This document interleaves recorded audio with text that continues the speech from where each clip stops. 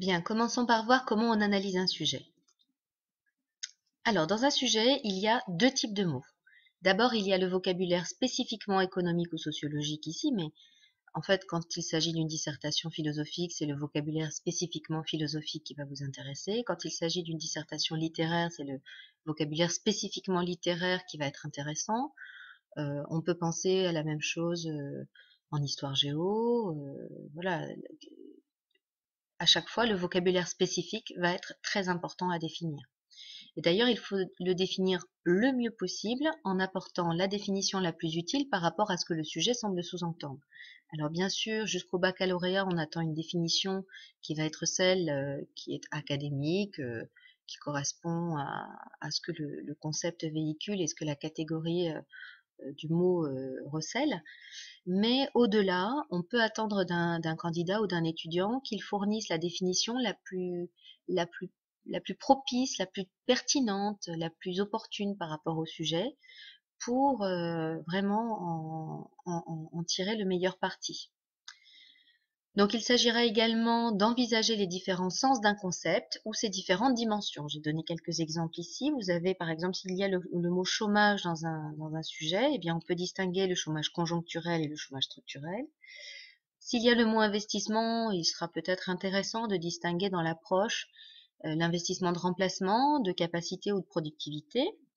Si on parle de mobilité sociale, alors on peut distinguer mobilité observée et fluidité sociale. On peut aussi, j'aurais peut-être pu le rajouter, mettre absence de mobilité, à savoir viscosité sociale, reproduction sociale. En ce qui concerne les deux derniers mots, il peut s'agir des classes sociales. On va parler de nominalisme ou de réalisme pour approcher la posture intellectuelle du sociologue. Et puis, quand on parle de croissance économique, eh bien, il peut être intéressant sur certains sujets de distinguer la croissance extensive et la croissance intensive. Le deuxième type de mots, eh bien, ce sont les mots de la consigne, c'est-à-dire du français. Il faut donc avoir une idée assez précise de ce que signifient les mots expliquer, montrer, mettre en évidence. On trouve aussi rendre compte, ou encore évoluer ou évolution. Alors le mot évoluer est un mot très mal maîtrisé par les élèves en général, puisque il lui prête toujours un sens positif qui est présent dans le sens commun, mais qui n'est pas présent dans le sens scientifique. Évoluer signifie simplement augmenter ou baisser ou stagner. Il faut aussi distinguer effet et cause. Les effets, ce seront les conséquences d'un mécanisme, ce qui en résulte, alors que les causes, ce seront plutôt les déterminants, les raisons pour lesquelles ce phénomène est apparu. Et de la même façon qu'il y a les mots facteurs aussi, qui est synonyme. Vous pouvez aussi avoir des verbes comme favoriser, illustrer. Favoriser, c'est permettre, rendre possible, accroître la probabilité de, hein, on peut aller jusque-là.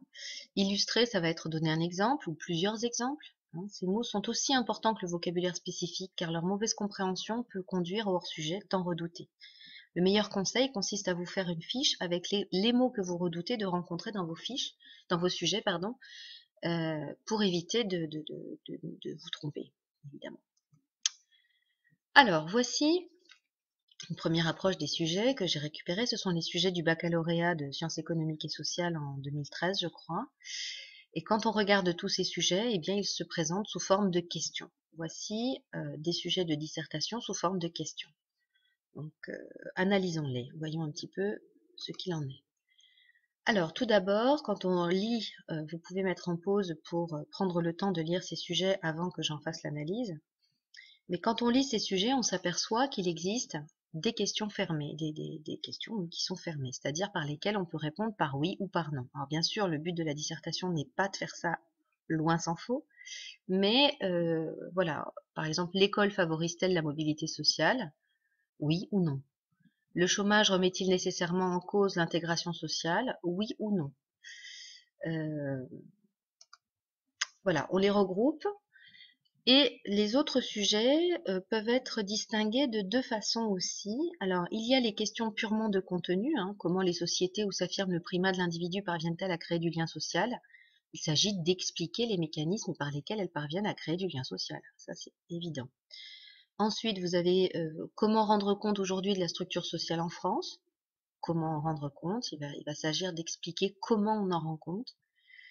Par quelle stratégie les firmes multinationales cherchent-elles à accroître leur compétitivité? C'est pareil, c'est une question de contenu, puisque il va falloir savoir quelles sont les stratégies des firmes multinationales, et parmi toutes ces stratégies, celles par lesquelles elles cherchent à accroître leur compétitivité. Et enfin, quels sont les déterminants des stratégies d'internationalisation de la production des firmes multinationales? Là, c'est pareil, ce sont des questions de contenu pur. Donc, il faut bien connaître son cours pour pouvoir avoir une petite idée de ce dont il est question. Les documents aident beaucoup dans ce cas-là, hein, puisque c'est le baccalauréat. Les autres questions sont 3 questions qui commencent par dans quelle mesure, hein. C'est ce que j'appelle des questions fermées transformées. En fait, si on enlève le dans quelle mesure, eh bien, on a la croissance peut-elle être soutenable? Deuxième cas, si on enlève le dans quelle mesure, c'est les variations de la demande expliquent-elles les fluctuations économiques? Et troisième cas, le recours au protectionnisme est-il souhaitable? Donc, elles ont été transformées en rajoutant dans quelle mesure devant. Voilà, donc on a 3 types de sujets quand il s'agit d'une question. On reviendra sur la suite. Mais les sujets ne sont pas seulement des questions.